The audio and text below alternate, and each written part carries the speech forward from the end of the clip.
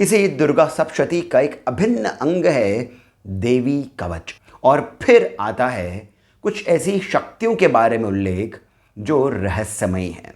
इस वीडियो में हमारी कोशिश ये है कि हम इनके वाहनों का रहस्य आप सभी के लिए लेकर के आए। अब जब इन्होंने मन से रचा है तो जो इनकी शक्ति है वही कल्पना शक्ति है, वही क्रिया शक्ति है, और यही शक्ति है देवी ब्राह्मी। यहीं पर तंत्र में इसी जीव का नाम दिया गया है हंस। तंत्र के ग्रंथों में दूसरी शक्ति बताई गई है माहेश्वरी, और इन्हीं के बारे में देवी कवच में आता है माहेश्वरी वृषारूढ़ा। चौथी शक्ति बताई गई है वैष्णवी, और देवी कवच में आता है वैष्णवी गरुड़ासना। अब यूँ तो देखा जाए तो बहुत ही सिंपल सा लॉजिक है। वैष्णवी है, विष्णु की शक्ति है, और विष्णु का वाहन तो गरुड़ है, तो वैष्णवी का वाहन भी गरुड़ ही होना चाहिए। परंतु गरुड़ क्यों? गरुड़ कौन है? गरुड़ से तात्पर्य क्या है? आइए इसी रहस्य को थोड़ा और गहराई में समझते हैं। श्रीमद् भागवत में आता है कि गरुड़ वो हैं जो त्रिविध वेद के ज्ञाता हैं, और वो यज्ञ पुरुष को अपने ऊपर ढोते हैं। यज्ञ पुरुष अर्थात स्वयं भगवान विष्णु। तो जो ये गरुड़ हैं ये वेदों के ज्ञाता हैं, और ये यज्ञ पुरुष अर्थात भगवान विष्णु को स्वयं के ऊपर ढोते हैं, ऐसा भागवत में बताया गया है। योग वशिष्ठ में इनके बारे में और अधिक बताया गया है। इनके दो पंख हैं, एक पंख है ज्ञान का और दूसरा है कर्म का। और जिस प्रकार एक पक्षी बहुत ऊपर उड़ता हुआ दोनों ही पंखों को समतल रखता है, जिस प्रकार गरुड़ बहुत ही ऊपर उड़ते हुए दोनों पंखों को, ज्ञान और कर्म के पंखों को समतल रखते हैं, यही जो स्थिति है, यही जो अवस्था है जहां पर ज्ञान और कर्म दोनों समान रूप से जीव के अंदर हैं, उसी स्थिति को कहा जाता है स्थित प्रज्ञ। और यही विष्णु पद की प्राप्ति भी है। और इसी कारण वो शक्ति जो स्थिति की शक्ति है, क्योंकि भगवान विष्णु स्थिति के देवता हैं, ये संपूर्ण सृष्टि की स्थिति को चलायमान रखते हैं, संपूर्ण सृष्टि को ये चलायमान रखते हैं, उसकी स्थिति बनाए रखते हैं। और जो इनकी शक्ति है वो हुई वैष्णवी।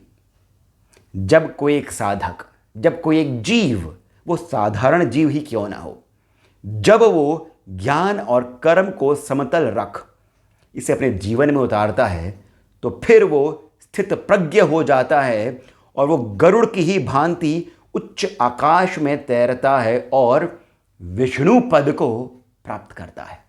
ग्रंथों में पांचवी शक्ति, और देवी कवच में भी पांचवी शक्ति, विभिन्न पुराणों में भी पांचवी शक्ति वाराही है। और चूंकि हर किसी ग्रंथ के अंदर हर क्रम से ये पांचवें स्थान पर ही रहती है, इसलिए इनका नाम पंचमी भी है। वाराही बहुत ही अद्भुत शक्ति हैं, और इनके बारे में विभिन्न ग्रंथ भी लिखे गए हैं। वाराही सामान्यतः माना जाता है कि ये भगवान वाराह की शक्ति है। अब वाराह को थोड़ा और अधिक गहराई में हम समझते हैं। वराह जो शब्द है ये बना है दो अन्य शब्दों से। एक है वर, जिसका अर्थ है श्रेष्ठ आत्मा, और दूसरा आता है आहत या फिर आवृत। आहत अर्थात चोट पहुंचाना, और आवृत अर्थात ढक लेना। ऐसा कौन है जो आत्मा को ढक ले? केवल काल ही एकमात्र ऐसा पुरुष है, केवल एकमात्र ऐसी शक्ति है जो आत्मा को ढक ले, उसे आहत करे। परंतु काल का हम अर्थ मृत्यु नहीं लगा सकते। यम का अर्थ हम मृत्यु के देवता नहीं लगा सकते। यम धर्म के देवता हैं, और काल अंत नहीं है। यहां पर हमें एक और बात समझनी होगी कि कुछ ग्रंथों में वाराही को कैवल्य रूपिणी भी कहा गया है। कैवल्य अर्थात जो आपको सभी प्रकार के बंधनों से मुक्त कर दे। जो ये मुक्ति है, यही तो काल आपके लिए लेकर के आता है। ये जो मुक्ति है, यही आहत है, यही आवृत है, और यही वाराही की शक्ति है। अब ये जो वाराही है, इनके बारे में बताया गया है कि कई ग्रंथों में ऐसा कहा है कि इनका कोई वाहन नहीं है, परंतु कुछ ग्रंथों में और देवी कवच में भी आता है वाराही महिषासना, अर्थात महेश उनका वाहन है। महेश अर्थात भैंस। अब भैंस क्यों है, इसके लिए हमें जाना पड़ेगा गीता के पास। गीता के दूसरे अध्याय में लिखा है संगात समंजायते कामः, अर्थात संग रहने से, संगति से काम की उत्पत्ति होती है। काम अर्थात बंधन, और इसी बंधन को जो दर्शाता है वही भैंस है, वही महिष है, क्योंकि वो भी संगति में रहता है, वही एक झुंड में रहता है। और इसी कारण एक महेश यमराज का भी वाहन है, और इसी कारण ये वाराही का भी वाहन है, क्योंकि वाराही कैवल्य रूपिणी है। ये आपके उसी काम के ऊपर आरूढ़ होकर के आपको मुक्ति प्रदान करती है, भयमुक्त करती है। और इसी कारण वराह जो हैं वो उतरते हैं पाताल में और पृथ्वी को उस अंधकार से उबार करके ले आते हैं, और फिर अपनी धुरी पर उसे रखते हैं। ये जो धुरी है, यही काल है जिसके ऊपर पृथ्वी सृष्टि घूमती है। इसी कारण वराह की शक्ति है वाराही, जो कि आधार शक्ति है। छठी शक्ति है नारसिंही।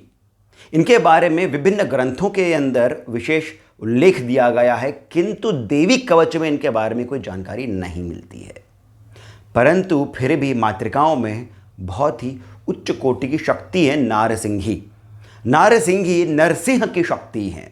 नरसिंह कौन है, आइए समझते हैं। नरसिंह के अंदर दो शब्द आते हैं, नृ और सिंह। नृ का अर्थ हो गया नर, मनुष्य, और सिंह हो गया श्रेष्ठ, अर्थात श्रेष्ठ मनुष्य। श्रेष्ठ मनुष्य कौन है, जिसे स्वरूप का ज्ञान है, जिसे संपूर्ण ज्ञान है, वही नरसिंह है। यहां पर हम एक और बहुत ही रहस्यमयी और अद्भुत बात को समझते हैं। हिरण्य का अर्थ होता है आत्मा। हिरण्य का अर्थ होता है आत्मा, और काशित का अर्थ होता है प्रकाशित करना, अर्थात उसे उजागर करना, उसे लेकर के सामने लेकर के आना। हिरण्यकाशिपु वही है जिसके कारण ये जो आत्मा है ये काशित होती है, अर्थात परमात्मा, वो जो स्वरूप का ज्ञान है, ये जो स्वरूप का ज्ञान है जिसके कारण ये काशित होती है, पब्लिश होती है, इसे जगत के अंदर आती है, वही हिरण्यकश्यपु है।